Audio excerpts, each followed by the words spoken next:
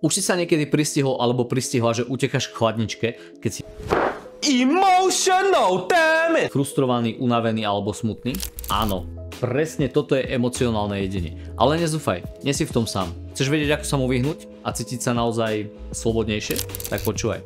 Poprvé, identifikuj spúšťače. Čo ťa vedie k tomu, že siahneš po jedle, aj keď nie si fyzicky hladný? U mňa to bol stres spojený so strachom. Keď som opustil prácu snov a začal s manželkou podnikať, v hlave mi hrala pesnička, ktorú som nechcel počúvať. Budeme mať dosť klientov, uživíme sa, budeme mať na výplaty, sme vôbec dosť dobrí. No a párkrát som sa pristihol, ako si obalujem nervy v čokoláde.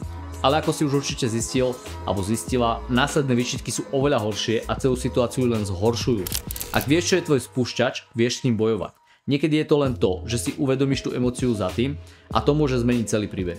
Po druhé, vyplň tú medzeru inak. Namiesto jedenia chod na prechádzku, zavolaj kamarátom, pusti si hudbu, tancuj ako blázon v kuchyni, proste daj svojmu mozgu novú cestu namiesto toho starého vzorca. Smutím, alebo neviem čo, tak jem.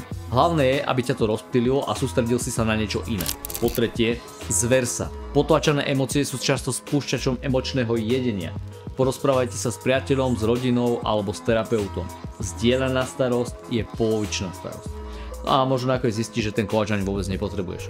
Za štvrté, zíde z očí, zíde z mysle.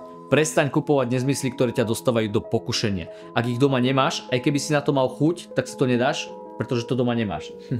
Ale je fajn mať vždy po ruke nejaké zdravé alternatívy. Ovocie môže byť skvelou voľbou, keď ťa začne lákať na niečo nezdravé alebo extrémne kalorické. No ak máš slušnú zásobu, proste sa jej zbav. Emocionálne chvíle dostanú na všetkých, ale kľúč je v tom, ako sa s nimi vysporiadame.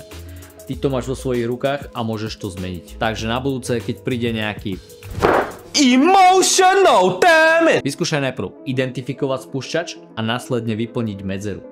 Nebuď na seba príliš prísny, si len človek.